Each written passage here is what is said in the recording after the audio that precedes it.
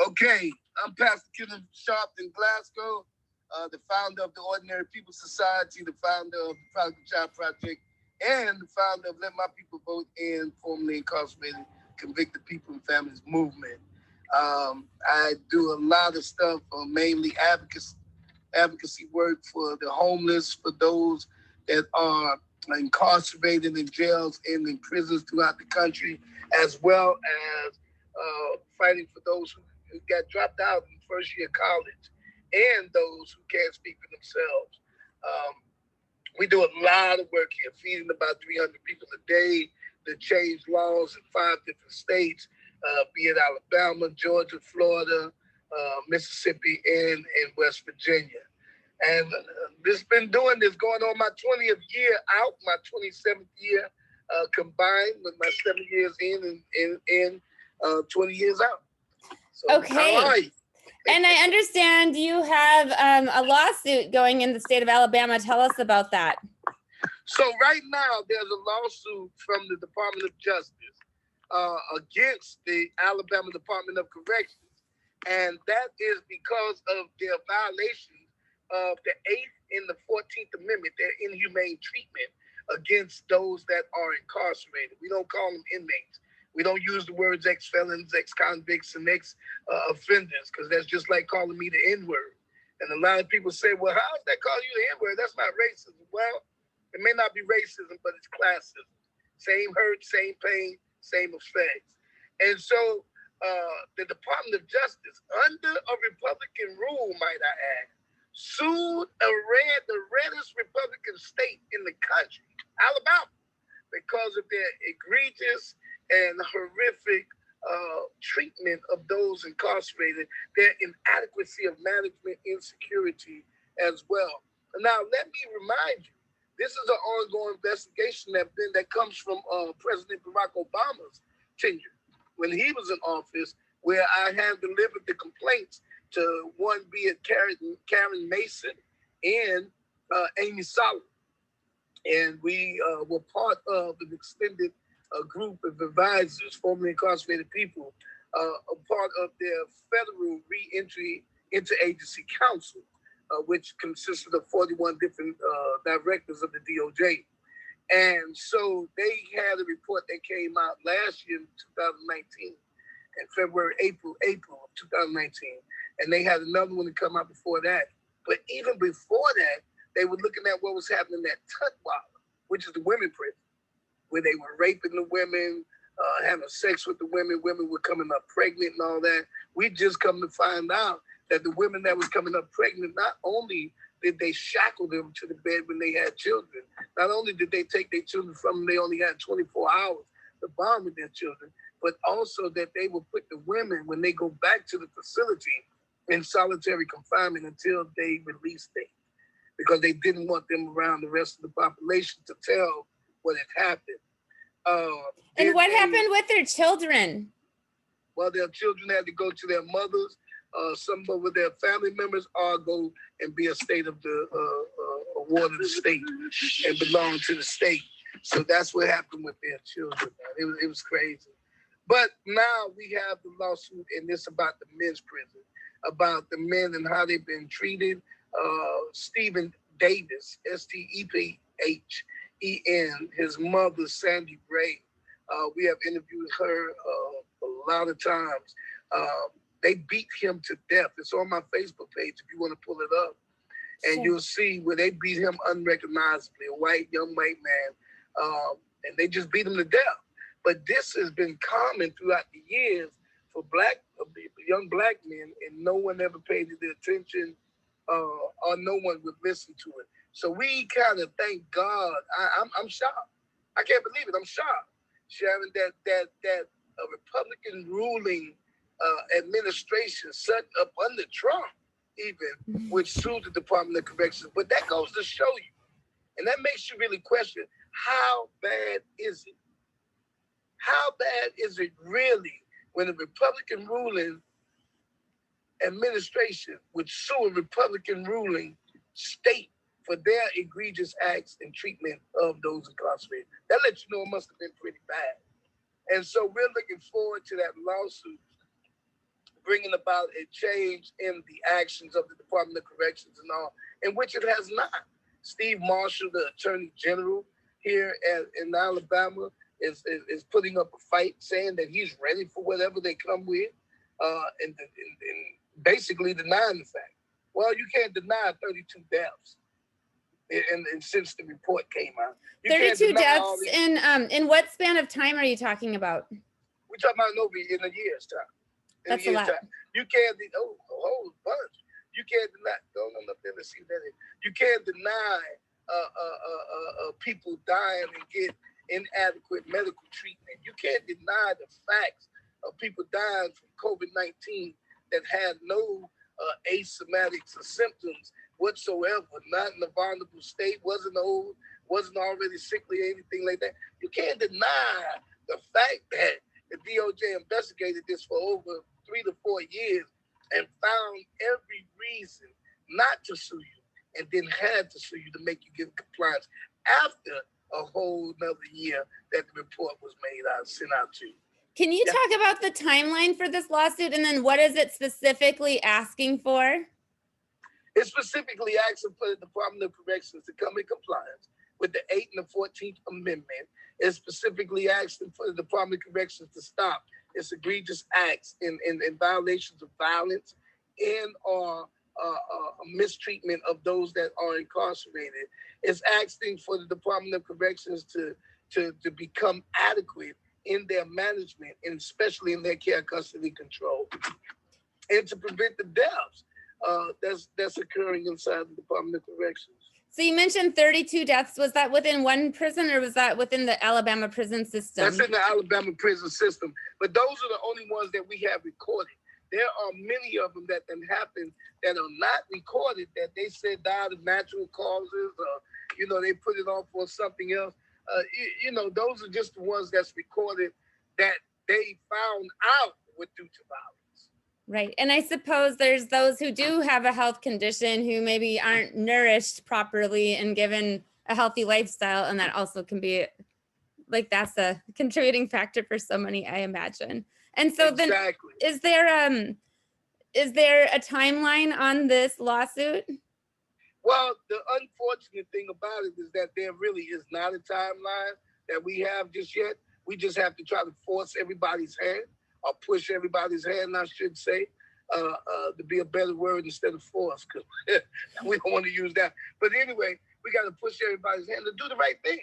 But one of the things that I love is the fact that the DOJ has now given the freedom to the church that says that they're pro-life and worried about a fetus that's inside a mother's stomach that has not even come into life, physically existence yet. Now they have the freedom to say, hey, we care about those that's locked up. Because, the church was demonizing us and just throwing us to the wolves. And this is what happened when you throw human beings to the wolves. So now with the Department of Justice lawsuit, the church could actually come in and say, hey, these are human beings, they need to be treated right too. I love the fact that the church, could do that. But I also love the fact that Black Lives Matter. All these people that's around here, white, Black, Hispanic, and Asian, say that they are for Black Lives Matter, but no one is speaking up about the most contributing factor that destroys, that's very destruction of Black lives, which is the criminal justice system. So I started to question these things. But now that the Department of Justice has declared this egregious and inhumane, it gives people the freedom to say, hey, we're not being soft on crime. We're not saying that they're right because they violate people or because they commit. We are saying they're human beings. And it's pitiful that it took the Department of Justice to do that, because we should have had some kind of humanity within ourselves to make us scream and holler and shout about it. But now that the Department of Justice has given this freedom by suing the Department of Corrections because of their violations, it gives people more of a leverage and more of a liberty to speak out about it. But I'm shocked that no one is raving and ranting about it, but those of us who usually are.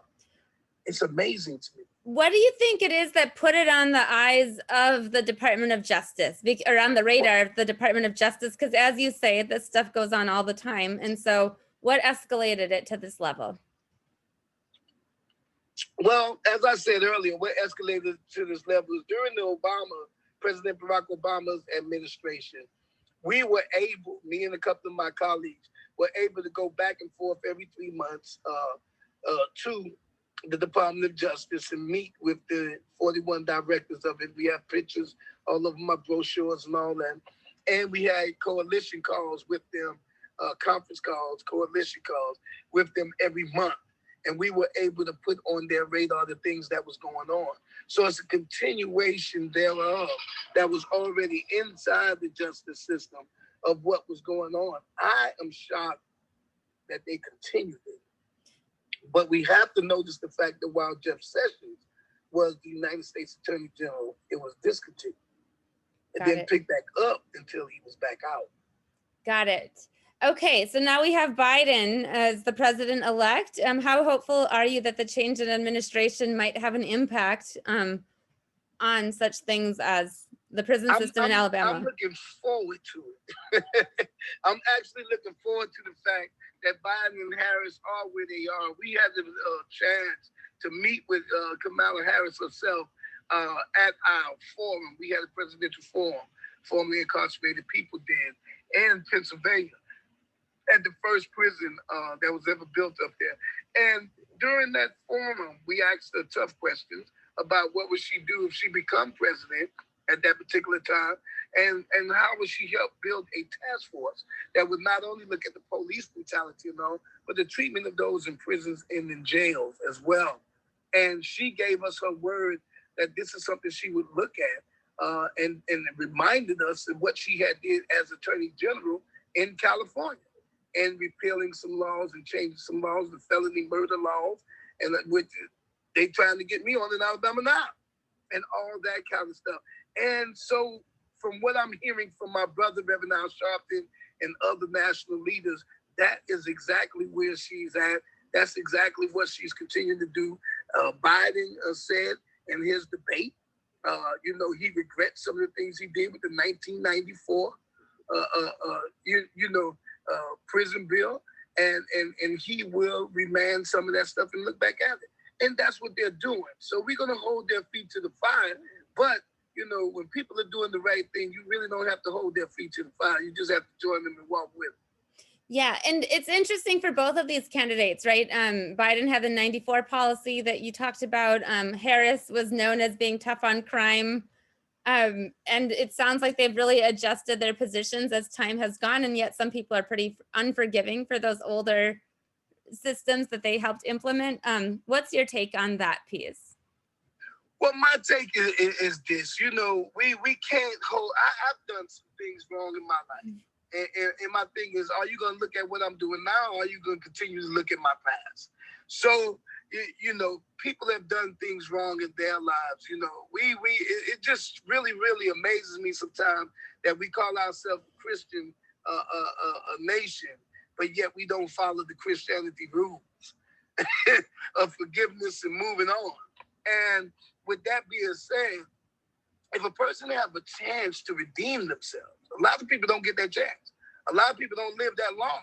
But if a person have a chance to redeem themselves from a mistake that they made or see that they made or whatever, just like Hillary Clinton, when she implemented that No Child Left Behind, she said she had no idea it was going to affect so many minority children the way it did.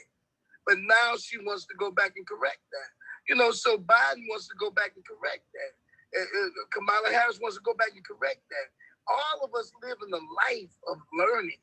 Our experience teaches us. Our maturity grows us. And as we grow, there are changes that we will have in our mentality that we did not have as we were younger and new to this thing. So, of course, we have to adjust. You have to adjust to the times. No one knew that the 1994 bill was going to be the biggest contributor to mass incarceration at that particular time. Everybody was just trying to stop crime. And it served its purpose in stopping crime, but people took it to the extreme. And Out of that came police brutality, came mass incarceration law. So now you go back and revamp it, revise. People revise their student handbooks. People revise their employment rule books every day. And this is what we have to look at with Biden and Harris. Give them an opportunity to correct their wrongs. That's what life is. And that's what we do as we mature. I think that's really helpful, especially coming from you, because you do so much work around the second chance citizen, not second class citizen. And that's right. I've been really struck by that too, how 30 years ago they had this perspective.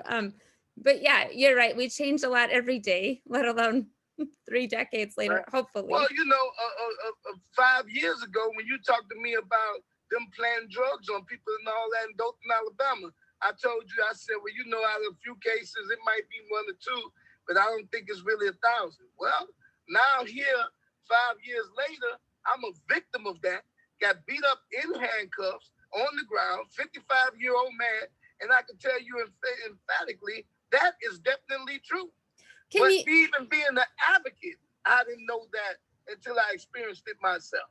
Kenny, can you talk about that? Because I know you kind of talk about every once in a while that you get caught up in these different things where situations like that. And I don't think I've had a chance to hear your story. Would you talk about what happened with you? Well, I'm gonna be very vague, but I'm gonna be direct. Okay.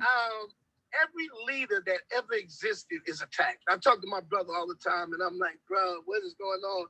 And when he seen the Breitbart report, he said, well, you made it. I said, what do you mean I made it? I don't even know what Breitbart is. And he said, well, you just became relevant. And every leader that has been effective has been attacked, has been locked up, has been trumped up with charges, have been their characters assassinated. And that's exactly what's going on. Anybody that see it, know it. They'll give me the charge, they'll drop it. They'll give me the charge, but during it, there's a lot of mistakes that's being made, excessive use of force and all this. And what we have to realize is that I'm in Alabama, I'm in the South.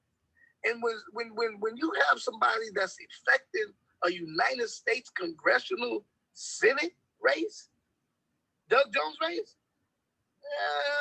they coming after you. It wasn't like we didn't expect it. It wasn't like we didn't know it. We didn't think they would come with no murder charges, no mess like this. We thought they would come with the drug charges way before we thought they would come with a murder charge or something, because, I used to be on drugs. So that would be their perfect narrative to paint, that he's been okay. But they used something else, which really made it far-fetched. And everybody was like, ooh, we know he ain't do that. But, that's what happens. And people that are in this movement knows that's what happened. And it appalls me more than anything else. People outside of the movement, I can understand them not seeing it, not being clear, a little confused. Why this keep happening? Is this true? Questioning. But people in the movement that are really doing some real work and effective with it, you're going to be attacked. You know why this is happening.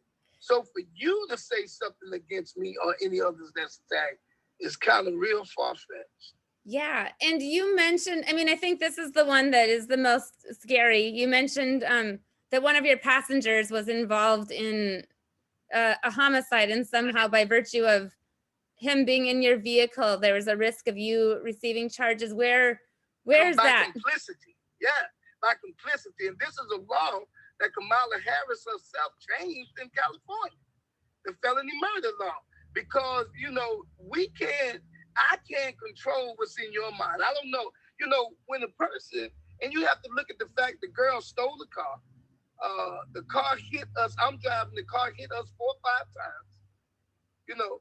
If that would have been an officer getting hit by a car and he shot and killed this young lady, it would have been a justifiable homicide. But because it was me and this young man, it became a capital murder.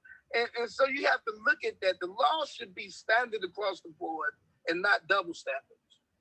So So where are you at with that? Is there a chance of it being the charges being dropped, or There's you in the thick of it? There's a chance of it being dropped, and we're going on March 25th in 2021. March 25th next year will be 3 years. I still have not been indicted. We have other charges that then came and gone and been dropped and picked up and all this.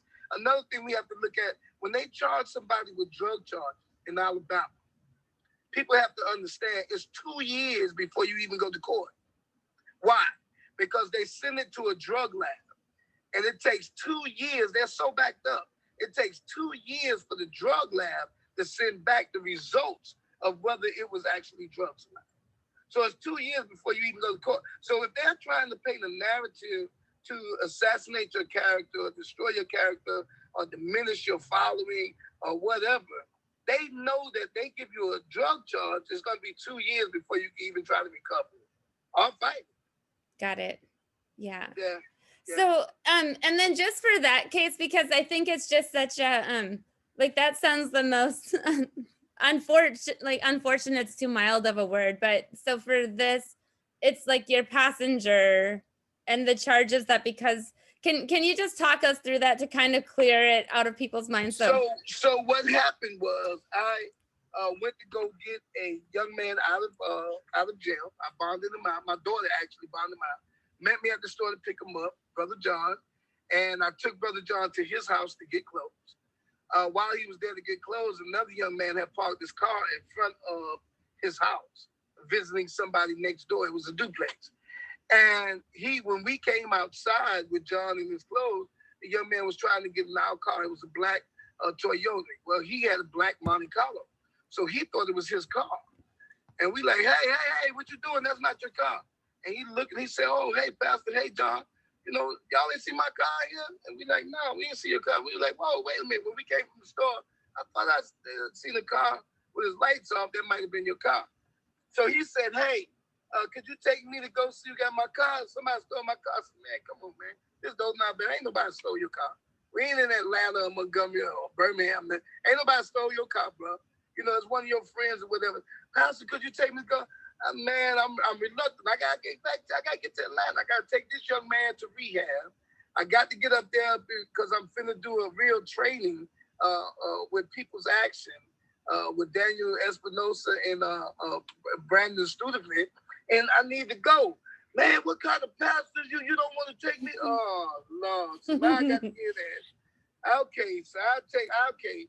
Where you think your friends took your car? Well, first let me look and see if they there. Okay, we took them there. Well, first let me go over this friends. Okay, we took him there. Then he said, okay, well, let's go with his girlfriend stayed across town. Maybe he went to his girlfriend's house. So we went to go over there. On our way going over there, we didn't find the car. The car found us.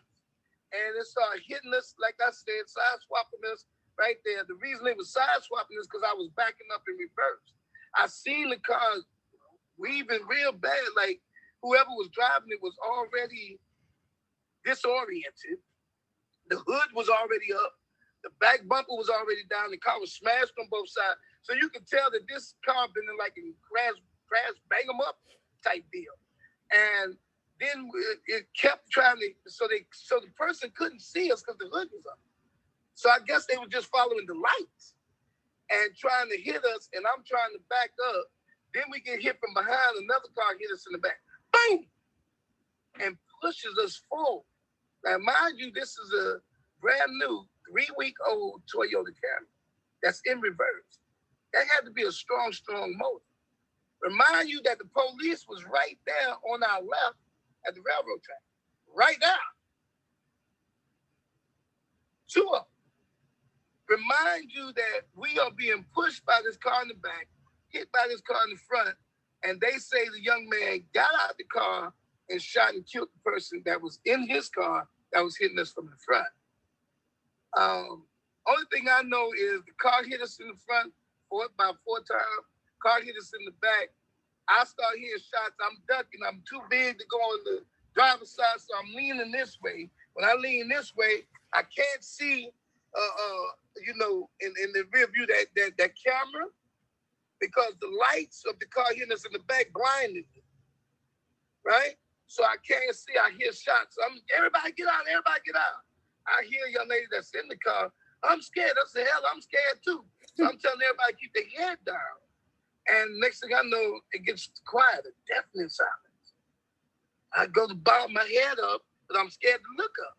I don't know if this is a guy shooting in the back who hitting us on the car. I don't know if it's the police over there shooting at us. I don't know if it's car. I don't know who shooting.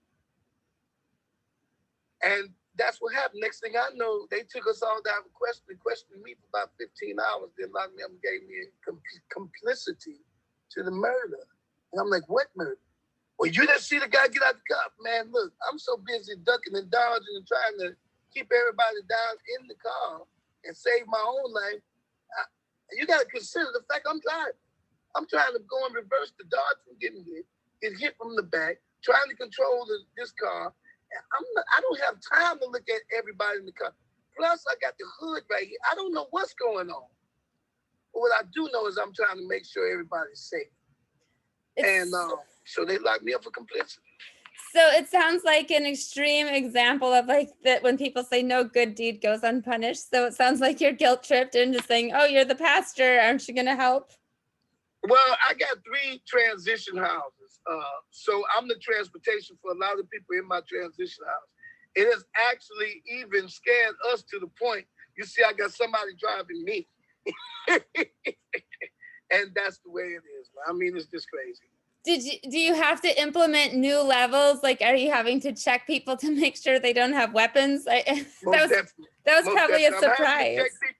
I'm having to check people, make sure they don't have weapons. I'm having to be very, very limited in my own driving, which makes me limited in my transportation, of course. I'm having to really pin down a lot of people that come into the house, how they come into the house, how they live at the house, double checks on the house, all kind of stuff. I mean, it totally affected my life. But one of the biggest things that happened that no one even realizes is that made it the first time in 18 years doing this work. I'm going on 20 years now. That made the first time that somebody died and I couldn't console the family. I couldn't go to the family and console them for their death. And that hurt me like more than anything. You can't console them because you're being charged as complicit. Is that why? So you can't. Wow. Exactly. And has the family had any contact with you?